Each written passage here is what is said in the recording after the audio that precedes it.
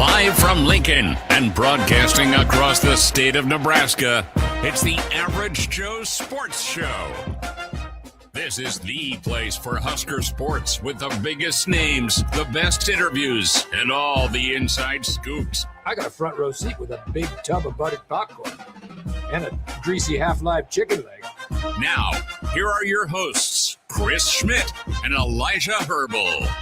Welcome to it, Mondays here with the Average Joe Sports Show. Chris Schmidt, Elijah Herbel, and you. Hope you're well. Hope you had a great weekend and plenty to dive into today. The D-line additions, couple of names to tell you about the Huskers continue portaling. Big Red Fred up to number 8 as the Husker Love Fest continues on the hardwood.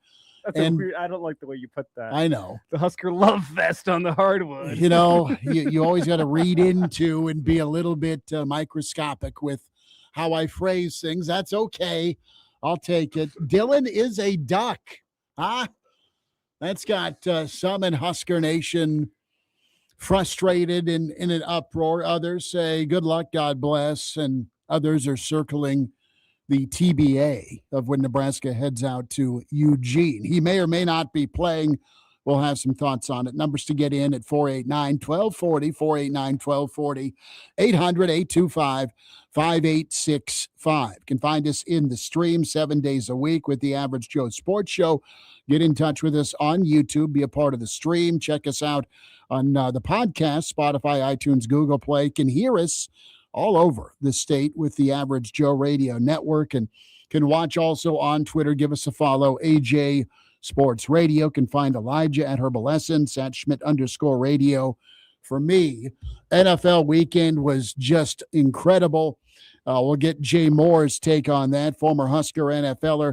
Next hour, Blackshirt Charlie, Mr. Blackshirt, going to be with us. Get his take on some of the defensive line additions and what he thinks about Dylan's departure to Oregon. And, we'll have Tim Verghese all over it here in about 15 minutes. His takeaways from the All-American game he was covering with the recruiting world and what Nebraska's done in the portal thus far. How are you, Elijah? How was the weekend?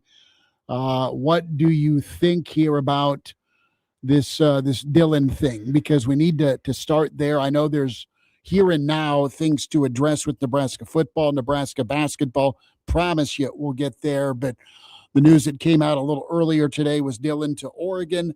I say this, it's a great situation for Dylan. It could be a great situation for Oregon. It really kind of comes down to me, just what does each party do with this second chance, right? It's beyond a second chance for what Oregon has done in the portal with their quarterback history. Gabriel, Bo Nix, Dante Moore. Man, that's 3 really good quarterbacks, 3 guys that are in one elite. One that's absolutely elite, spectacular. I know. Dante Moore is phenomenal. Just pile it on Denver fan across the window from me. One of them got a bye in the postseason this week. We'll say that. One of them has a great defense. Come through that glass, man. I know you are. It's 2 pains, but I can still make it through. You're going to make it through. But, you know, what does each side do with it? What's life going to be like in Oregon? And I ask this because Will Stein is off to Kentucky. Coach Stein has been incredible for Oregon with that offense. They've got offensive linemen that are great. They've got tremendous running backs. They have it all, and they've had the right trigger guy. So to me, this really kind of will show me if Dylan Raiola is coachable, right? And that's how I feel about it. And Oregon's had mobility as part of their quarterback play. Are you going to come in shape? Are you going to work on being more elusive? The arm talent and the football IQ are really high, but are you going to take the coach and to get rid of the football sooner? Listen, the market dictated that you landed at Oregon and you either sit if Dante Moore doesn't go to the NFL draft, or you have a chance to go win a job and carry on a team that they're right there. I mean, they are expecting a national championship in Oregon. They're a playoff team. can you continue to carry that banner? So there's some added pressure. And really, if Dylan has to sit behind Moore, because if I'm Moore, I don't go to the Jets. I take a hefty paycheck from Uncle Phil, and I try and go run it back and eventually vanquish Indiana, who's my only 2 blemishes this year. So, good on Dylan if he's willing to accept that reality that, listen, you're a good quarterback, but you're going to have to compete for a job. You may have to sit. And that's okay, man. Take a step back. All these other programs he could have ended up at, we're probably going to redshirt him. Okay, so Nebraska was the off-ramp to a starting job as a true freshman. And you know what? Good on him for what he brought to Lincoln, the notoriety, the work he put in, the talent he brought, and also the plays he made for Nebraska in some of these wins. So we'll see how it plays out. And Oregon's going to be fine with or without Dylan. Whatever he gives them, or what maybe stalls for him, who knows? Oregon will find a quarterback to win with next year and beyond. Yeah, and for his sake, I honestly think it'd be better for him if Dante Moore came back. Now, Dante Moore being a top 10 pick, do you want to risk coming back to college, the risk of an injury, the risk of a down season, the risk of your draft stock falling? You can get paid more than you would as a first-round pick in the NFL per year. Yeah, but and get an insurance policy. Let's not act like he doesn't have it. It's a tough decision to make. Sure. You're going to be a top 10 pick if you go to the draft. Chances are you'll probably be that again next year, maybe even chance of being the number 1 overall pick a year from now. Oakland. But you do risk injury. You risk having a down season. You risk somebody else having a fantastic year. Who had Fernando Mendoza preseason picked as the number 1 quarterback to be going off the board at the NFL draft?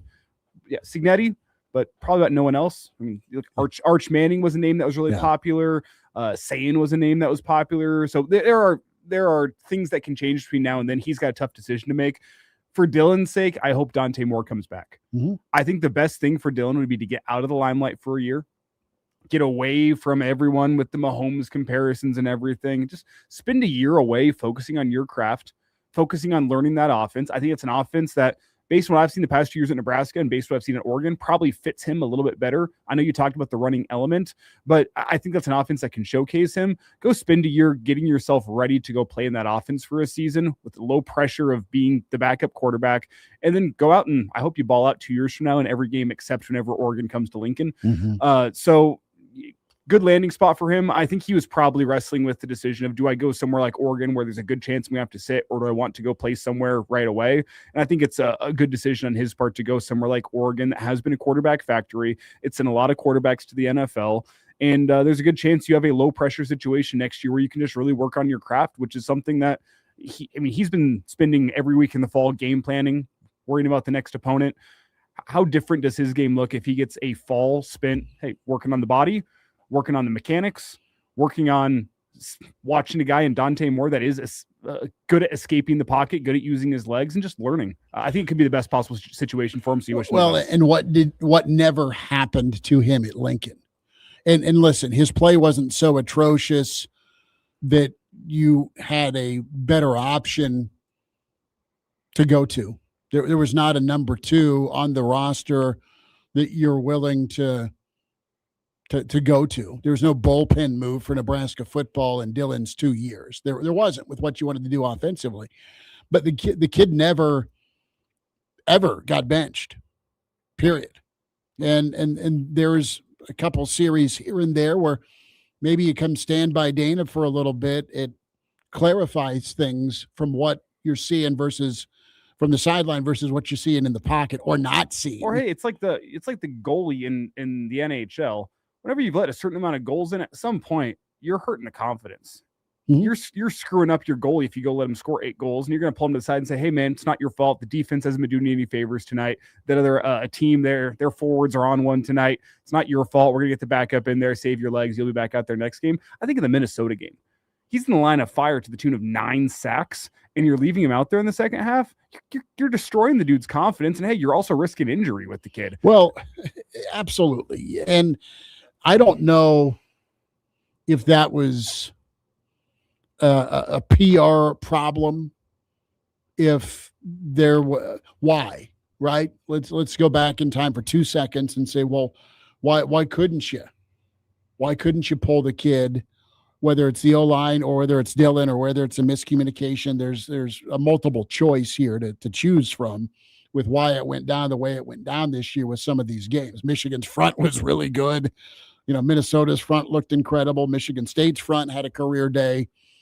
And, there was no coaching done by Nebraska to have him sit and kind of analyze, because here comes a phone call from Dad. I don't know that, but I would put money on it. Mm-hmm. Okay. Minus 300. And I can tell you how, that phone call is going to happen or be treated in Oregon with Coach Lanning. Or Coach Lanning's going to headbutt his computer, not wipe the blood, and say, "Don't call me again." That's the situation he's going into now. And good for him. I hope he plays really well. I hope he has a great career. You hope this is a situation that is beneficial to both sides. It's like as somebody who's not married, I was going to go with the divorce analogy, and I'm not sure I should go with the divorce analogy, but there can be divorces that work out for the best for both parties. Right. Just not in Ohio. That one went over my head. It was the surgeon dentist. Oh, yeah, that's been in the news. That was there. Yeah. Should we switch? Let's talk happiness, not divorce, but happiness. Let's talk happiness. Well, you can find happiness. If anyone out there is listening, you can find happiness after divorce. Happiness and divorce? Is that what you're telling me? Find happiness after divorce. Okay. There is another life that can be lived after your divorce. The old lawyer joke. You know why divorce is so expensive? Why? Because it's worth it. Just have that prenup sign. I'm kidding, of course. I don't advocate divorce. Let's talk fun for a moment. The 180 of divorce and trials and court battles, right? Lawyers. Yeah, lawyers. Let's talk a little bit here about Nebraska basketball up to number 8. They have Dana and the Quackers coming in tomorrow night at PBA. But does Dylan make an appearance? No. He's courtside and he's in Dan and C. That's funny. That's so funny. He's in glow in the dark green with a pair of Air Jordans on. Right? Adidas is fired up. This means war. But let's spend a minute on Nebraska basketball. The fun factor. What right now to you, aside from the obvious, they're 16-0. What do you think's most fun about this basketball team? I mean, there's a lot to choose from. Their defensive intensity, the way they play basketball on offense, the characters, the rink, the Sam part of this, Berke, biting a pigeon's head off and bleeding. I'm kidding. From his chin. You go back to that iconic moment against Wisconsin. There's so many elements with this team other than the unexpected of them being unbeaten, being ranked. The way they go about their business is professional. That's incredible, but they're fun. They are fun to watch. They give you joy with how they win. If you would ask any basketball coach from the high school level up through the NBA level, really, how would you define what you want your team to play like? Nebraska would fit the bill. They move the ball. It's a team full of guys. Everyone who gets on the court doesn't have an ego when they play. They play defense like they're on a string. They just play the game like modern basketball should be played and how every modern basketball coach would want their team to play. Ego free, guys play with confidence, they move the ball. And at the end of the day, every single guy on that floor, they don't care about the personal stats. They don't care about the accolades. They care about putting another win in the win column. That's what's fun about them is not only are they winning, they're winning in a way that is extremely watchable and just makes the game of basketball fun. We've talked plenty about, Steph Curry and the 3-point barrage. It's ruined the game of basketball. This team shoots a lot of threes, but they're still fun to watch because the way in which they get those threes, the way in which they operate offensively and defensively, it is 5 guys in the court playing as one with no ego. That's what makes them fun, is they kind of embody what you'd like a basketball team to be. There's not that one guy taking a guy off the dribble looking for the highlight reel play. It's the guy getting... If there is, it's called. And there's that guy getting to the rim, and hey, he can go with the acrobatic layup, or you kick it out to the guy on the wing who's a knockdown 3-point shooter who's going to knock it down. And yeah, you get 1 assist, and 1 assist doesn't feel like 3 points, but it feels like every single guy on that team would be completely fine with getting 0 points if it ends in a win. And that is rare. It sucks to say out loud, but it's more and more rare at the college level, and in some instances at the high school level, where is it about me or is it about we? And you've got total we with this Nebraska basketball team, how they go about it, and it's not for the cameras. You'll catch moments of it on camera, behind the scenes, before the game or after the game, but there's a chip on their shoulder because there's still this, let's pat them on the head. Oh, what a fun little story Cinderella is. They are better than that. They've proved it. They've went out and annihilated people. They've won tight ball games. And then there's been the moments somewhere in between. What's really cool is they haven't gotten fat and happy, right? Because they've never experienced this. They've kept on winning. They're workmanlike, and they're all about the end result. Tim Verghese, Nebraska and the portal, inside NebraskaRivals.com. Tim tells us what he thinks has been going on with the Big Red, as we'll check in on the portal updates here next on the Average Joe Sports Show.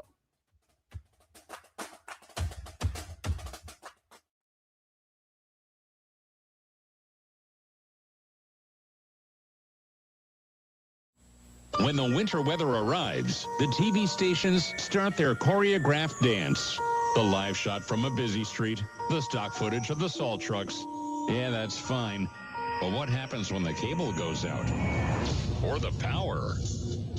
Lincoln's KFOR reminds you to keep a battery-powered radio handy this winter. Because as much as we laugh, when we see a reporter sticking a ruler in the snow, you know, some storms just aren't that funny. A new year is the perfect time to make smarter financial moves. Liberty First Credit Union makes it easy with auto loans as low as 4.49% APR. You'll enjoy quick approvals, personal service, local decision-making, and no payments for 90 days. Start the year saving more and driving smarter. Apply today at libertyfirstcu.com or call 402-465-1000. APR based on creditworthiness and vehicle details. Offer valid on 2021 or newer models and is subject to change. Between all the holiday parties, weekend tailgates, and family get-togethers, we've been overindulging a little more than usual over the holidays. But now, we are starting the new year off on a healthier note by taking Active Liver supplements from New Nordic every day. Active Liver contains a powerful blend of turmeric, milk thistle, and globe artichoke extract. All natural ingredients that help protect the liver so that it can protect you from toxins. It's like giving my body a daily detox. I've never felt better, and my energy is through the roof. And my doctor is already impressed with how much better my numbers are looking. So if better health, more energy, and detoxing your body are some of your priorities this year, get Active Liver today and start the year off knowing you're giving your liver some well-deserved relief. Active Liver is available online at Amazon or NewNordicUSA.com. Or pick some up today at your local CVS, ShopRite, Meijer Grocery. Are now available at Wegmans. New year, new you, new Nordic. Do you want to walk, play pickleball, and enjoy other fun activities to stay healthy, but you can't because of bad feet? The Good Feet store wants to help. I just had difficulty walking. I tried them on in the store, and my foot felt so much better. Do you keep buying new shoes and inserts with little or no relief? I tried all kinds of shoes. It was the arch supports that made the difference from the Good Feet store. Don't let bad feet, knees, or back problems get in the way of staying healthy and having fun. Thanks to the Good Feet store, I'm bowling 3 nights a week. Get back to doing what you love. At the Good Feet store, we'll personally fit you with high-quality arch supports to maximize your comfort. Stop in the Good Feet store or book your free fitting at goodfeet.com. Visit the store at 27th and Pine Lake Road across from South Point Mall, or book your free fitting at goodfeet.com.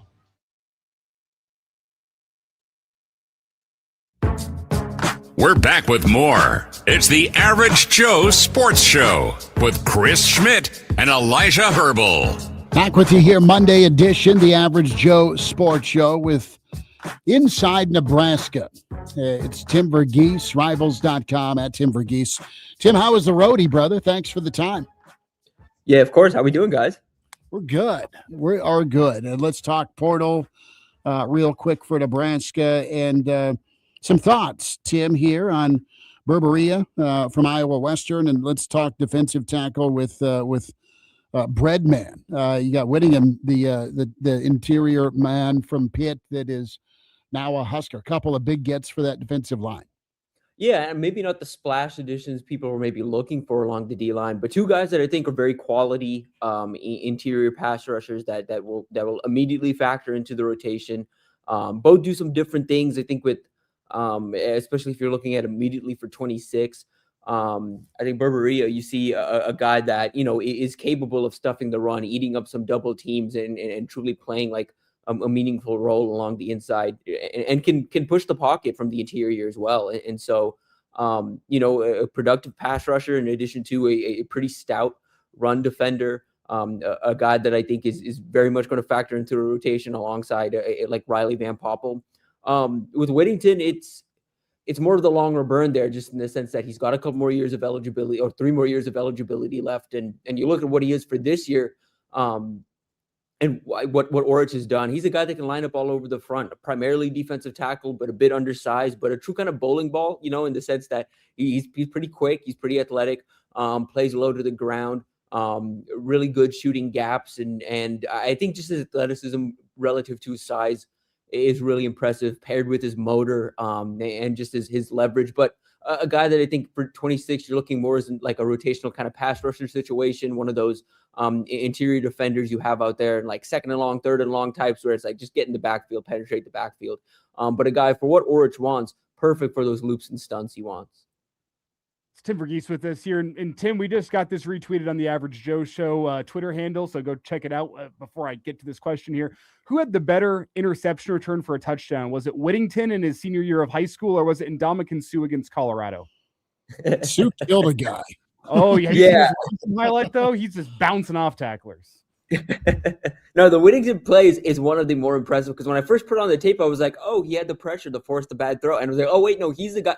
Oh, he's tracking that ball. Oh, he's going. It was fun to watch. But you see that, just that one, the athleticism there. I mean, that's one of those things where it's good to see the athleticism pop. But you turn on the high school tape, you turn on what he did at Pitt in limited rotational snaps this last year. Again, just quick, athletic, and but yeah, I think Suh's got the better play.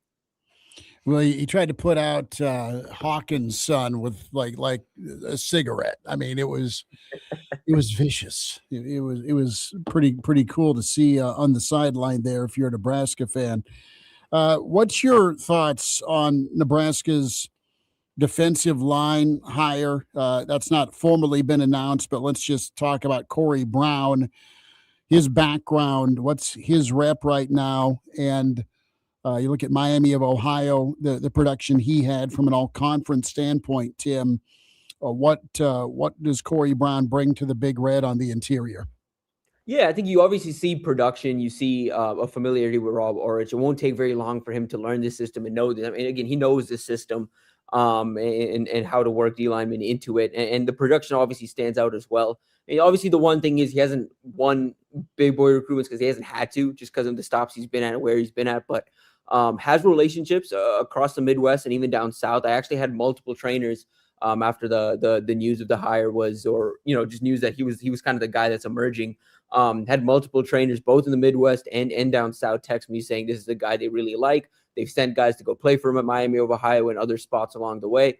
And a guy they trust to develop. And those relationships matter a whole lot, just in terms of when you take the jump up from a group of 5 or even FCS program up to the Power 4, those relationships where, hey, you did a lot of good work in working with that trainer. Here's the top talent that trainer has.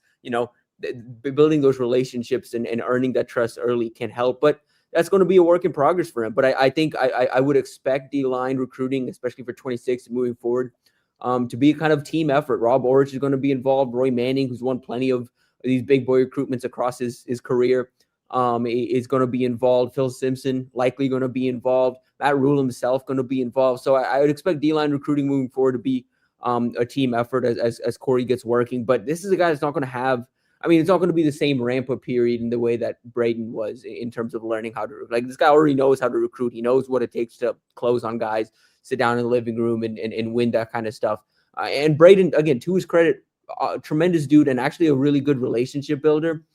He's just a longer burn, and I actually think he's in a better spot now for his career and for his long-term success down in South Florida, where I think he's going to have an opportunity to really get his feet in and really figure out how to recruit in the college football space.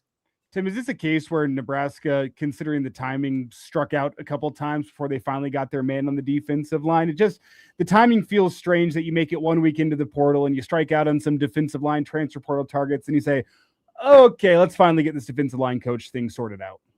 Yeah, I mean, I put this in a couple places now. He was on the short list once Orich got Orich was the defensive coordinator. It made some sense, but I think Nebraska obviously had the Elijah Robinson buzz didn't come out of nowhere. That was very real, and Nebraska wanted that and kind of primed for him to be the guy, but didn't really anticipate A&M opening up his relationships down there and his connection to that program.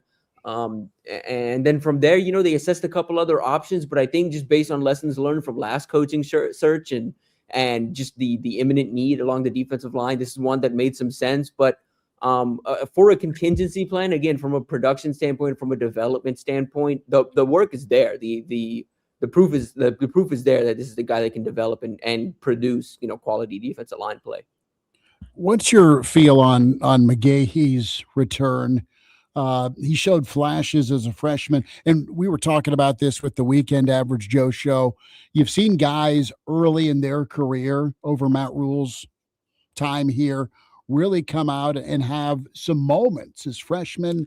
Lenhart, Princewell, Van Poppel, right? But you're waiting for him to kind of own that 50 to 60 snap situation, right? From part-time to full-time. McGahee's a guy in that class that showed some flashes in the bowl game and against Ohio State. The consistency part needs to come along, but can Nebraska's new defensive staff unlock him? What do you think could be a ceiling for McGahee? I mean, I think so. I mean, ceiling wise, I think it's more of a multi-year. Like, I think you're looking at 26 as like, oh, this is a guy that works into that stand-up edge rotation, works into the rotation. I really think you have to look. I think Roy Manning's had a really interesting career where he started the different positions he's coached. I really think he started to find a home with edge rushers and specifically turning edge rushers into productive pass rushers, guys with all kinds of different frames. I mean, like Ryan Henderson's a guy that is similarly built to Willis McGahee and a guy that moved around, and I was asked to do a lot of different things across San Diego State's front last year. He's earned himself a pretty nice paycheck from Texas A&M as a result. And even Trey White, another like relatively undersized. I think Manning's ability to develop, I think, has been really impressive. Him and Orich in particular, because Orich worked with that group too. But both those guys, I think they obviously see something in McGahee, the combination of tools. And there's a belief, I think, from this staff that they can get these guys into positions to make plays. I think back to something Orich said in his first meeting or his first, I think, interviews on Huskers Radio Network of just talking about, his how he builds defense around players' strengths rather than what his scheme is. It's building two guys' strengths. It's working guys in where they'll have an opportunity to succeed. And I think you look at this room and you can see roles for each of these guys, even if they're not featured, even if they're not playing, again, 50, 60 snaps per game, you can see roles for a lot of these guys that have chosen to come back, even if it's not necessarily in 26 and 27 and beyond. And you can understand, I think, why the staff is intrigued and wants to continue developing those guys. Tim, what's your reaction to the landing spot for Dylan Raiola? It is Oregon that had been rumored for a while, and there were doubts about how real that was, but apparently it was. He now lands in Eugene. Yeah, interesting. I think because I'm really curious, and it sounds like there is still a decision to be made from a Dante Moore standpoint. Like Dante Moore still has a decision to make, and a lot of this not as contingent on it, but at least his contract could be, I mean, in my opinion, I think it's an interesting spot because he's different from the other quarterbacks Oregon's had success with as of late. All the Dante, Bo, even Gabriel in between there, like had a little dual threat to him, but do a lot of the similar from the concept standpoint. Hit those layup throws, those concept throws, the stick, the spacing, the slant concepts hit those with consistency. Dylan does that as well. In my opinion, would be best for everyone that he sits for a year, develops and works behind Dante Moore. But if Dante doesn't come back, I think he's going to be forced into action. And again, we'll just see. I'm really curious to see how he fits in there, how the offense evolves around his skill set. Because, like I said, he's a bit different than the other guys they had. But again, there's no denying what that arm is and what that arm can be. When we saw it dating back to high school, I actually had, when I was at the All-American Bowl, I had a couple conversations with evaluators and even agents, and just to figure out kind of what the word is on why it didn't work out in Nebraska, what the difference between like the senior tape at Buford and what we kind of got at Nebraska. And there's just he just needs some time to sit back. I think a developmental year will be good for him. But if he's forced into action, you have to hope that Oregon offensive staff works with him to kind of lock back in some of those mechanics and some of those things from a fundamental standpoint that he was doing at a really high level all through high school, but kind of fell off at times at Nebraska.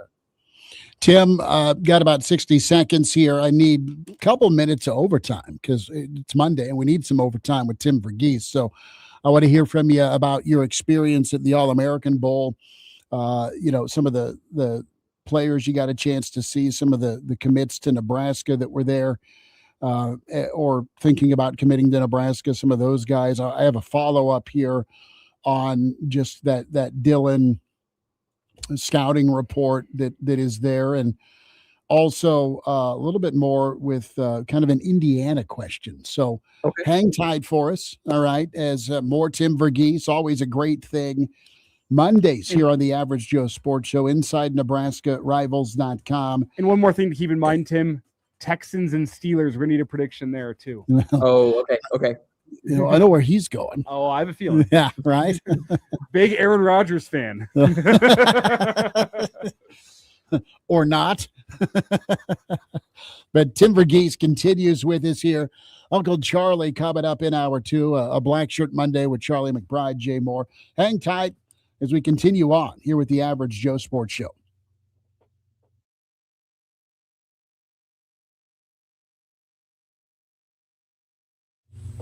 Hey, it's Bill Hooks. And Elijah Herbel from the Morning Hookup. Coming up on a Tuesday in the Morning Hookup, we'll welcome back Husker Online's Robin Washington. We'll update Nebraska in the transfer portal with Brian Munson. We'll look back on Monday Night Football, that and a whole lot more in the Morning Hookup from 9-11 right here on KFOR. Who you trust matters. At 10-11, finding truth is our promise to you. Checking the facts on all sides to serve you with accuracy and transparency. And that is why we have issued a weather alert from morning. Following breaking news this morning, officers tonight. We're learning more about the moments after police empowering you to make the best decisions for your family, for your future. The team you know, local, trusted. That's 10-11. Do you want to walk, play pickleball, and enjoy other fun activities to stay healthy, but you can't because of bad feet? The Good Feet store wants to help. I just had difficulty walking. I tried them on in the store, and my foot felt so much better. Do you keep buying new shoes and inserts with little or no relief? I tried all kinds of shoes. It was the arch supports that made the difference from the Good Feet store. Don't let bad feet, knees, or back problems get in the way of staying healthy and having fun. Thanks to the Good Feet store, I'm bowling 3 nights a week. Get back to doing what you love. At the Good Feet store, we'll personally fit you with high-quality arch supports to maximize your comfort. Stop in the Good Feet store or book your free fitting at goodfeet.com. Visit the store at 27th and Pine Lake Road across from South Point Mall, or book your free fitting at goodfeet.com. Thanks to the Good Feet store. Good Feet arch supports are proudly made in the USA. Come in and take a free test walk today. If you've got trash, it's time to stop trash talking and clean up with MWC Can. MWC Can is your one-stop container shop for front load, rear load, side load, and self-dumping containers.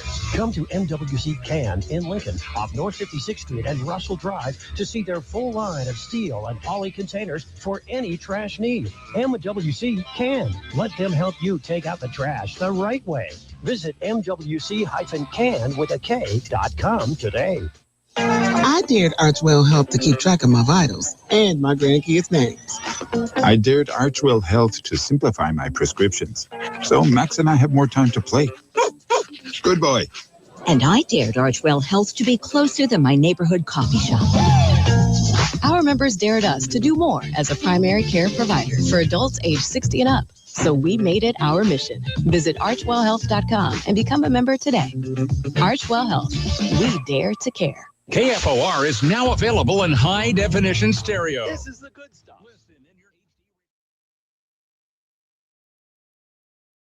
We're back with more. It's the Average Joe Sports Show with Chris Schmidt and Elijah Herbel. Overtime here, Tim Verghese with his Average Joe Sports Show at Tim Verghese on Twitter, inside NebraskaRivals.com.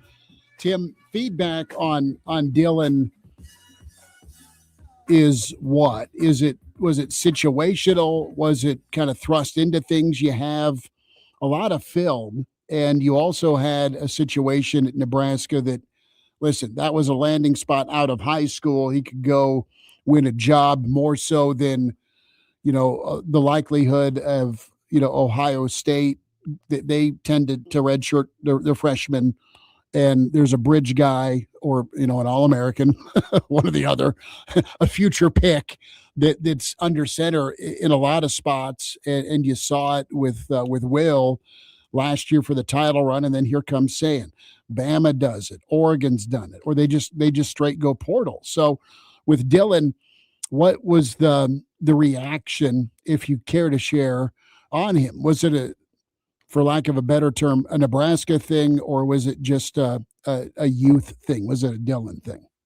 I think it was a little bit of both. I think and there was a lot of figuring out in year one what they wanted to do, how they wanted to lean into each other. Nebraska, what they had offensively, Dylan, what his skill set is.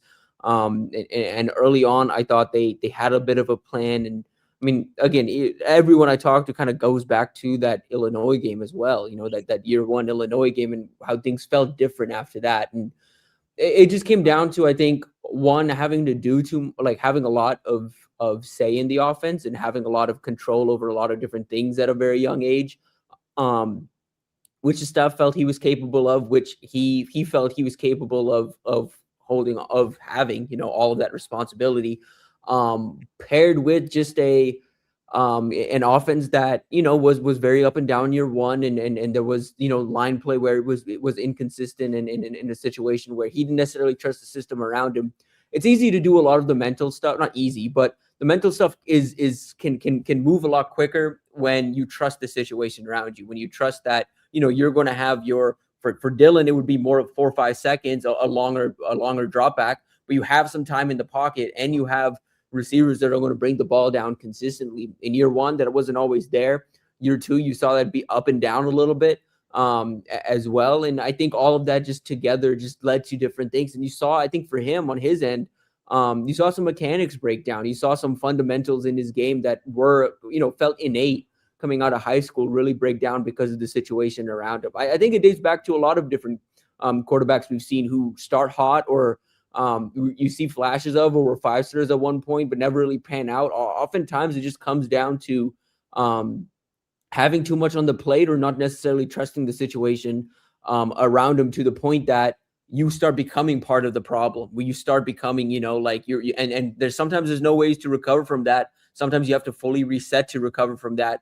For Dylan, the hope is, it's a reset and a new opportunity to kind of get back to what he did well in high school and what made him, one of the top quarterbacks in the country. Tim, let's spend a minute. All-American Bowl. Of course, Danny Odom, physical specimen, a lot of excitement for Nebraska fans. But who stuck out to you? And when it comes to Nebraska in pursuit of some big-time names in this upcoming class, what did you soak in? What did you see for Nebraska? And tell us about the talent on hand.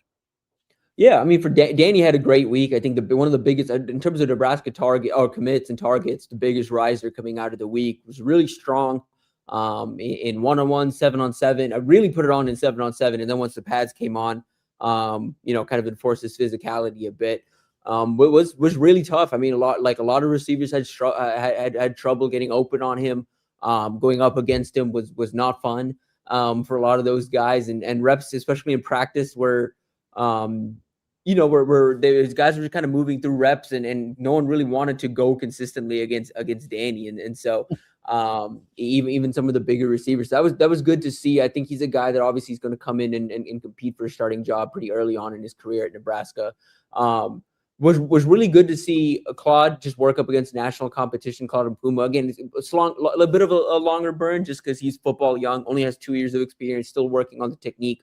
But seeing him compete and seeing him go up against, I asked him on the first day, how's it been, like, just getting up out here? And he was like, you actually have to try. It's a good preparation for college. Like, at 6'5", 330 pounds, going up against competition in Chicago, some games, yeah, of course you're going to have a tough assignment, but he didn't have to try as consistently as he did this week. And I thought you saw some good, some bad, and a lot to work and stuff to work on. But the tools, I mean, everyone in I talked to in attendance was drooling over the tools. That's just, again, everyone's looking for a left tackle that looks like that, and that moves like that. And so there's a lot to love, but still developing. Torrey, I thought, had a good day a good week until suffering a concussion that kind of held him out. He still wanted to go.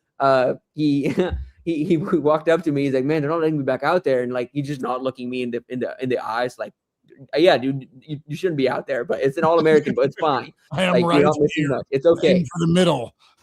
it's okay. But he it was really good to see. Again, you see him go up against competition in Nebraska, but to kind of see him go up against some of these top national receivers, corners. They actually trusted him in early on when he was a first team safety. They actually had him walking up and playing some press coverage. So clear the secondary coaches there like what they saw from him in coverage. I like what I saw from him in coverage. And again, the athleticism translates. I just wanted to see that. You have guys that are good athletes and good football players. Some can put the 2 and 2 together. Others are good athletes that can sometimes not be able to put it together on the football field. See the athleticism translate in coverage against, like some of the elite guys, senior and juniors at the wide receiver position was really encouraging. Quickly, between those three guys, who do you think gets on the field first in any role, offense, defense, or special teams? Who gets on the field? Oh, Danny by far. Like Danny's going to be like Danny day one. I think is going to be like game one is going to be playing a role for Nebraska. Mm-hmm. His size mixed with the athleticism, it's special. And I think it's very interesting. You look at what Nebraska's secondary could be next year in terms of height and size all over the board that they could have out there. Oh, yeah. I think all the guys at this point projecting to be 5'10 plus. I mean, Dwayne McDougall was probably going to be the smallest guy in the secondary, I think, as things are currently projected. He's listed at 5'11". Is that a generous 5'11"? 5'11". I don't think it's generous. 5'11", right about there. So 5'11". I don't know why I thought 5'10", but yeah, 5'11". Tim, who do you got tonight? Ooh, I'm gonna go Texans. I mean, they just play like. I love watching their defense. They just line them out there and dare you to beat them. It's so fun to watch. And I think they're going to play spoiler. I mean, this playoff cycle. I don't know if they're the team that's going to make the run necessarily, but I think they have a chance to kind of sneak their way into the AFC Championship this year. And here's the hot take. As a Broncos fan, because of that defense, I'd rather play the Bills than the Texans. I'm glad the Broncos got the Bills as opposed to potentially getting the Texans because that Texans defense they're just so tough. All right, yeah. Kelsey and Searles and Seth, they are taking note. Bulletin board material from one Elijah Herbel. Give me Buffalo. Searles can come and see me. I know, right? Tim, take care. Appreciate your time as always, man. Thank you much. Appreciate you guys. All right, there he is. Good stuff. Tim Verghese. Good rundown on Nebraska's portal haul. Some of the recruits down at the All-American game and a thought or two on Dylan off to Duck Land. We'll wind down this first hour. Some starting five shout-outs on the way. About 15 minutes away from Mr. Blackshirt, Charlie McBride, Jay Moore coming up next hour. Great to have you in Monday here on the Average Joe Sports Show.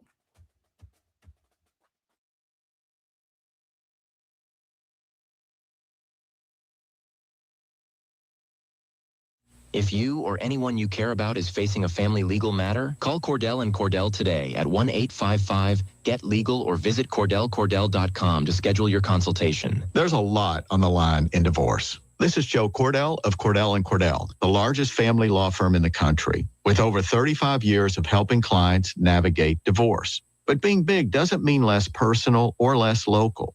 Our attorneys live and work in your community, and as neighbors, they understand the challenges your families face. Divorce touches all areas of your life: your home, savings, retirement, and of course, kids. So when you find yourself facing divorce, you need a partner you can count on. Visit CordellCordell.com to schedule your consultation. If you or anyone you care about is facing divorce, contact Cordell & Cordell today. With over 100,000 clients served, we understand the challenges you're facing on a personal level. Call Cordell & Cordell today at 1-855-GET-LEGAL. That's 1-855-GET-LEGAL. 1221 N Street, Lincoln. Why choose a Sleep Number smart bed? Can I make my site softer? Can I make my site firmer? Can we sleep cooler? Sleep Number does that. Cools up to 8 times faster and lets you choose your ideal comfort on either side. Your Sleep Number setting. JD Power ranks Sleep Number #1 in customer satisfaction with mattresses purchased in-store and online. And now, the more you buy, the more you save on beds, bases, and more. Limited time. For JD Power 2025 award information, visit jdpower.com/awards. Check it out at the Sleep Number store or sleepnumber.com today. Is your furnace ready for the cold winter? Call the pros at Bryant. No matter what make or model, Bryant will perform a thorough heating check, giving you peace of mind, or steps to ensure a warm home throughout the season. Bryant also offers free second opinion heat exchange checks. Before you spend thousands on a new furnace, let Bryant check it free. Anytime you need furnace service or repair, just call Bryant Air Conditioning, Heating, Electrical, and Plumbing. 467-1111. Bryant, whatever it takes. Watch out! Pew, pew, pew. You got me! The galaxy is safe once again. In the pretend universe, kids play with pretend guns. In the real world, it's up to us to make sure they don't get their hands on a real gun. If you have a gun in the house, keep it locked, unloaded, and stored separately from ammunition. Safe gun storage saves lives. Learn how to make your home safer at endfamilyfire.org. That's endfamilyfire.org. Brought to you by End Family Fire, Brady, and the Ad Council. I dared Archwell Health to keep track of my vitals and my grandkids' names. I dared Archwell Health to simplify my prescriptions, so Max and I have more time to play. Good boy. And I dared Archwell Health to be closer than my neighborhood coffee shop. Our members dared us to do more as a primary care provider for adults age 60 and up, so we made it our mission.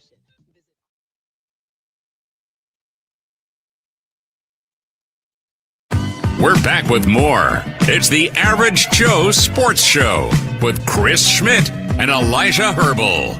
Back at you one final time here on the Average Joe Sports Show. Chris Schmidt, Elijah Herbel, 489-1240 to get in. There are lots of Puddles jokes in the stream with the Oregon mascot and Dylan Raiola finding his way to Eugene. Get Coach McBride's take on some of the defensive line upgrades / additions in the portal and how things are coming together on that side of the football. Uncle Charlie will probably have a take or two on Husker basketball. And Fred and company were meeting the media today ahead of Dana Altman's return, and the other side of Oregon, the Hoops team coming to town tomorrow. That's going to be great. Elijah, you have more and more sellouts happening at PBA, and it's been an incredible fan base anyway through thick and thin. Pretty thick right now with how Nebraska basketball is going. You've got ESPN profiling right now as we make our way to mid-January, all the unbeatens, and there's still a handful. Iowa State, Arizona, of course. You have Nebraska making a case right now to be a 2 seed, but that's where you see them projection-wise, 3-2. But what people love about this team, and this is all the national basketball folks, they love Nebraska's stability on offense when it comes to taking care of the basketball. They like the defensive intensity, and just they love Fred's offense, how it gives open shots for folks. But Nebraska, they can go play paintball as well. They can get it down inside, and there's a different character every night that can come to the rescue. And what you probably didn't see coming, and I didn't, I don't know if you did, but didn't see, I anticipated Frager having an impact, but maybe later in the season, just because you kind of getting some things felt out your redshirt freshman season. Well, Braden hasn't blinked, and another example of him coming in on the road and really being part of that major run to retake the lead. Oh yeah, he's been special. Yeah. And we talked with Sam Hoiberger about that. Like, hey, when do you know? And he's like, oh, whenever he was on scout team last year and he was killing us. This dude's legit. And I've said it. I said it over the weekend. You got to watch it. That's a guy that might have a decision to make at the end of the season in terms of going pro. He is young. He reclassified, if you remember, just turned 19 about 2 months ago.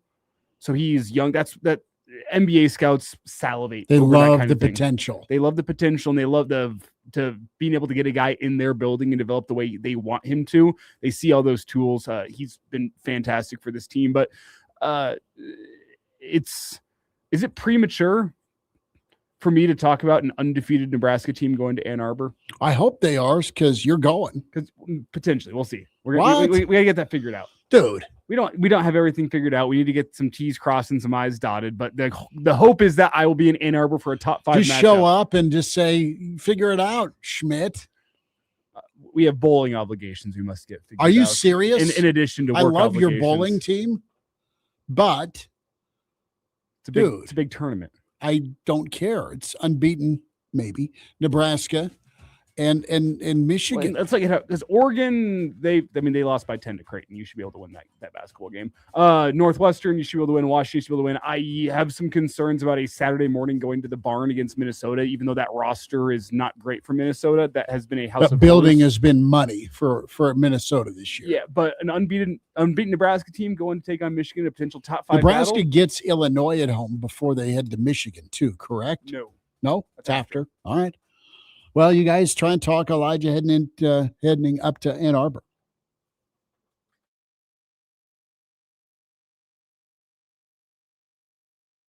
Shopping for new flooring is different today. Getting your questions answered, making the right selection, getting the best value, and installed quickly and professionally. Visit ostreetcarpet.com or shop our store. We'll answer all your questions and help you make the right choice. You'll be enjoying your new floor in just days for less than you'd pay elsewhere. Carpet, vinyl, wood, laminate, tile, and area rugs. We've got it all. O Street Carpet. 1732 O Street. Family owned and operated. Always the best value.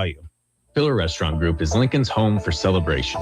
With a hand-cut steak and seasonal cocktails for your anniversary at Venue Restaurant and Lounge, a pitcher of mimosas and brunch favorites for your birthday at Piedmont Bistro, a 16-inch sub and freshly made cookie after your kids win the big game at Good Sense Deli Fresh Subs, or for your wedding in a luxurious downtown ballroom with Venue Catering and Events. Drink, dine, gather with Pillar Restaurant Group. Learn more and order a gift card for your next celebration at prgnebraska.com. That's prgnebraska.com. Venue at Home is Lincoln's premier meal prep service. Prepared in-house by our chefs, ready for you to heat and eat. Build your own package from our wide selection of items, including healthy bowls, saucy pastas, fresh salads, starters, sides, desserts, and more. Subscribe and join our rewards program to get discounts on every order. Get your order delivered in Lincoln and surrounding towns, or pick it up at our Venue at Home storefront. Order today at our brand new website, venueathome.net. That's venueathome.net. Colder weather means spending more time inside your home. And as your local Carrier experts, Wellman Heating and Air Conditioning is here to help you improve your indoor comfort. From optimizing the performance of your heating and cooling system to ensuring your indoor air is cleaner and healthier, Wellman is committed to delivering premium comfort and helping you breathe a little easier. For repairs or replacement, see what's possible at wellmanheating.com. Wellman Heating and Air Conditioning and Carrier for the Lincoln's local news, talk, sports, and weather station. FM 101.5, 1240 AM, KFOR, and KFRX HD3, Lincoln. From ABC News, I'm Mike Dabosky. The news that Fed Chair Jerome Powell is being investigated by the Department of Justice sent reverberations through Congress and Wall Street today. In a video message last night, Powell said the investigation is part of the Trump administration's attempt to pressure the Fed into lowering interest rates. Officials in Minnesota are taking ICE to court, claiming the Immigration Enforcement Agency has committed a slew of constitutional and legal violations. ABC News national correspondent Stephen Portnoy reports. Minnesota's lawsuit alleges ICE is violating state sovereignty under the 10th Amendment, using excessive force on protesters, making warrantless arrests, and retaliating against Minnesota's elected Democrats. The suit seeks a federal judge's order to end ICE's recent Twin Cities surge. In response, a DHS spokeswoman says state and local sanctuary policies are the exact reason ICE surged to Minnesota in the first place. She adds, "We have the Constitution on our side on this, and we look forward to proving that in court." Tensions continue to simmer in Iran after 2 weeks of anti-government protests there. President Trump now says the U.S. is not ruling out military intervention. White House Press Secretary Caroline Leavitt. I think one thing President Trump is very good at is always keeping all of his options on the table, and airstrikes would be one of the many, many options that are on the table for the commander-in-chief. Pro-government demonstrators took to the streets in Iran today in an effort to counter the anti-government sentiment. And in New York City, 15,000 nurses went on strike this morning, pushing for better wages and improved staffing at city hospitals. Aretha Morgan is an ER nurse at New York Presbyterian and a director at large with the New York State Nurses Association. To have one nurse with 20 patients in an emergency department where people are bleeding, having heart attacks, strokes, it's just not safe for patients. New York City Mayor Zoran Mamdani also walked the picket line today. You're listening to ABC News. John, what are you doing? Get in my car. So why are you walking to work? Thanks, man. It's these insanely high gas prices. They're draining my bank account. I can't afford to drive anymore. Dude, don't walk. Just do what I do, because I never pay full price for gas anymore. I use the free Upside app that pays you cash back for every gallon of gas you buy. Oh, wait. You're telling me you get paid cash when you buy gas with the Upside app? Yes, I get real cash back every time I buy gas. Does that actually add up to anything? I'll make around $200. Wow, that's serious extra cash. I'm downloading the free Upside app now. Download the free Upside app now to earn real cash back every time you buy gas. Use promo code PROFIT for an extra 25 cents a gallon bonus on your first tank. That's promo code PROFIT. You can cash out anytime right to your bank account, to PayPal, or an e-gift card for Amazon and other brands. Just download the free Upside app and use promo code PROFIT for a 25 cents a gallon bonus on your first tank. That's code PROFIT. The full legislature will decide the fate of a state lawmaker. Good afternoon. I'm Elijah Herbel, KFOR News. Debate will start Tuesday morning on a resolution to expel Amherst Senator Dan McEwen after the Nebraska Legislators Executive Board today voted to move ahead with a vote from lawmakers. During today's hearing, McEwen's attorney, Perry Persch, said LR 282 has additional due process problems. If there are additional allegations, disclose them with specificity. Let Senator McEwen respond. Let the body evaluate them through regular order. A 2/3 vote to expel the senator should never rest on allegations that remain confidential. Also speaking today was Tara Paulson, who conducted the investigation into McEwen. I did not find Senator McEwen's conduct on May 29th, 2025 rose to the level of actionable hostile workplace sexual harassment under applicable federal and state law. Federal and state law also prohibit retaliation against individuals who engaged in protected activity. Senator McEwen is accused of allegedly inappropriately touching a legislative staff member last year. An overnight burglary early this morning at a Northeast Lincoln smoke shop. Police were called to the Puff Smoke Shop off of Cotner Boulevard and Layton Avenue after a glass break alarm went off. Once they arrived, officers found 23-year-old Maverick Kugler of Lincoln crouched down outside the building. Bars on the doors prevented Kugler from getting in. The total estimated damage for those doors is about $2,200. LPD Public Information Manager Erica Thomas says Kugler was put in jail for burglary and possession of burglar's tools. In sports, former Nebraska quarterback Dylan Raiola announced on social media he will transfer to the University of Oregon to continue his college football career. Also, the Nebraska men's basketball team is now ranked at number 8 in this week's AP Top 25 men's college basketball poll, which was released earlier today. A sunny afternoon here in the capital city. Currently, it's 50 degrees here at KFOR. For KFOR News, this is Elijah Herbel. You still thinking job change in the new year? Yeah, I need something that's in high demand and more stable in this economy. IT? Yeah, cybersecurity, maybe even AI. That's what I did. Really? How? Went to My Computer Career. You don't need any prior experience, and you could start your new career in a matter of months. A lot of IT pros go to school there, too, to level up. Sweet. Are classes online or on campus? Both. Wow, I'll check it out. Thanks. Make this your year. Take the free career evaluation now at mycomputercareer.edu, an Elite CompTIA certification partner. Financial aid is available to those who qualify, including VA benefits. This moment of uncontrollable laughter was made possible by a 32-year-old man with little to no coordination attempting to execute a simple cartwheel. His name is Sergeant Warner, but young James, our laughing friend here, simply calls him Dad. The smallest moments can have the biggest impact on a child's life. Take time to be a dad today. Call 877-4DAD-411 or visit fatherhood.gov. Brought to you by the U.S. Department of Health and Human Services and the Ad Council. KFOR. At fatherhood.gov.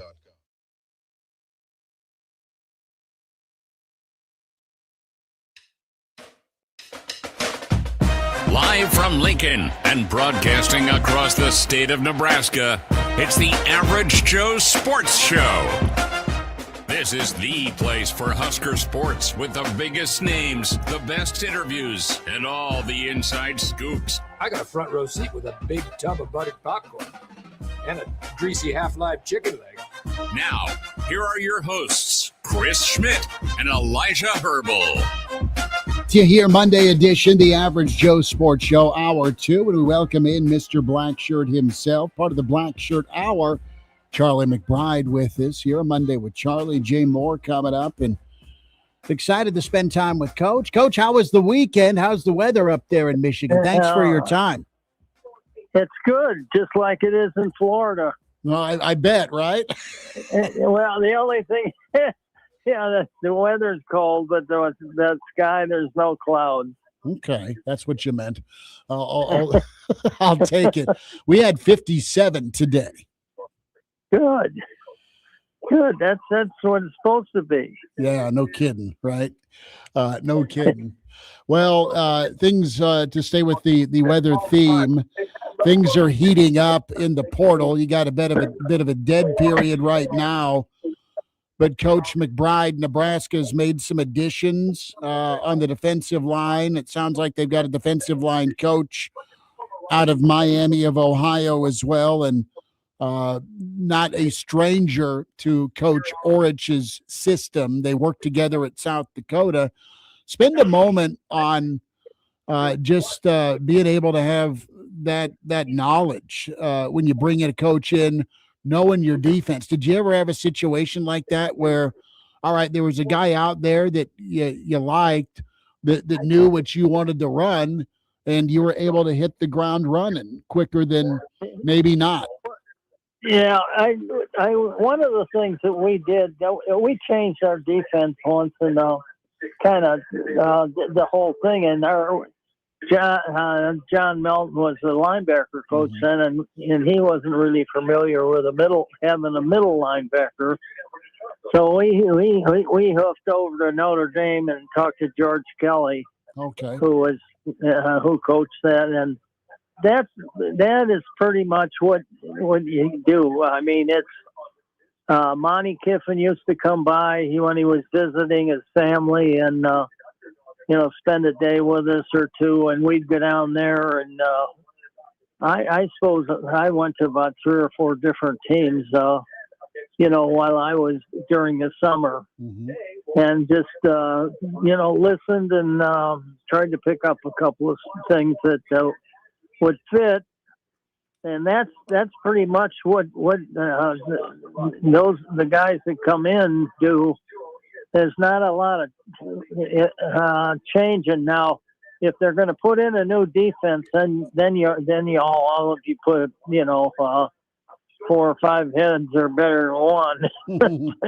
And when you have one guy just saying this is what you do, and all the guys don't fall into line, it's hard, and that they're coaching something they don't believe in, or not necessarily, but it just isn't good. So if you're all together on what you're doing, then you can stamp it as your thing, and that's it. And that's the most important thing, I think. And the idea that all the coaches, we had different stations, and so sometimes I wasn't, maybe with the defensive line guys, and Tony or George or anything, they knew all the things that we did, and if there was a major mistake, they could pick it up. Mm-hmm.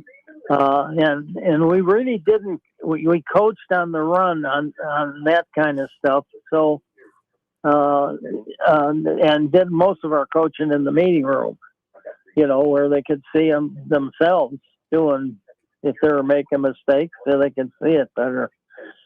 And it worked out real good for us, and that, and I think one of the things that's important that they do, I don't know if they do it, but is that every day after practice, we would go into the freshmen, the coaches would go into the freshman locker room and just, say hello to the kids. And if there's some we didn't know real well, go spend some time with them and things like that. And that helped a lot. I think it made them feel a little easier when coaches are, just not, here you are and that's it, and you spend some time with them. I think it makes a difference, and maybe nowadays it's probably even more so. It's more important now. Mm-hmm. And the other thing that Tom did was real good was he had everybody in the athletic department, everybody, including the ticket ladies, the people in the chow line, everybody. They even had the night janitor and guys and instilled that they're on the team. Mm. Kind of a thing where, and let them know that if there's any players that, are saying anything or doing anything that they didn't feel was right, let us know, and so we can get it straightened out. But that everybody was in the team, even the guys who worked out on the out in the field and in the stadium and all kinds of stuff. So we had everybody that was connected, and it made everybody feel better. It made everybody feel like they were a part of something. Charlie McBride's with us. Coach, you touched on some of the teams you went and visited. You guys were also very welcoming with other staffs, and spend a little bit, if you can, on your relationship with Nick Saban. And I mean, it looks a lot like Saban's blueprint was similar to what you guys did at Nebraska. There's obviously the connection there with Nick and Nebraska and Coach Osborne and yourself. But even you look at Saban's coaching tree, where everybody in the college football playoff coached for him. And you have that with Mario, of course, with Miami, and then you certainly got it with Cignetti down up in Indiana. So spend a moment and just tell us about the connection and the Saban connection with Nebraska. Well, my connection was with him before I came here. Yeah. I spent, and partly because he was at Michigan State, mm-hmm. and I used to spend some time up there because I played for those guys.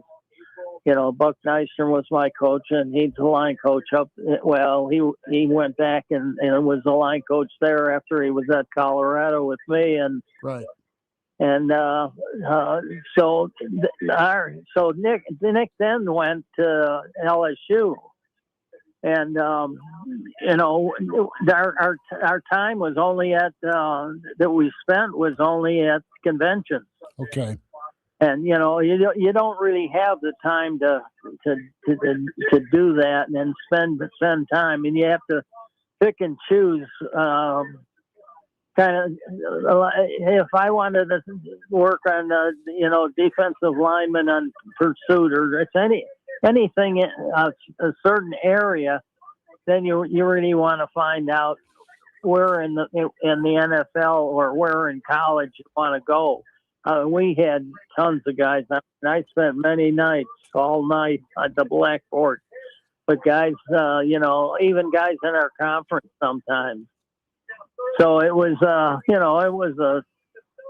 it was a kind of a tricky deal, and you kind of had in the off season there was kind of a time where maybe you called your friends, and a lot of it was family stuff, but sometimes you had some questions, and you just kind of keep up with the game, and that's, if there's anything new they've learned. And most of the stuff that I really liked was some of the kind of lingo they used when they coached.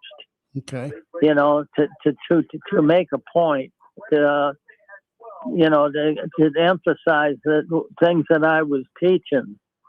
And a lot of times they, if you want to learn the whole system, then your best bet is to go with your whole staff. If you not the offense, but the defensive guys, go with to a school that has that defense and go down and look and see what they're doing, and spending about 3-4 days down there. And we did that too.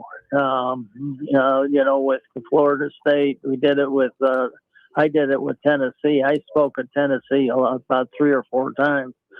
And the thing is that Tennessee, the last year I was there, I'd take my notebook every time I go down there. And the last time I was there, I said to them when I left, I said, I'm going to leave this here.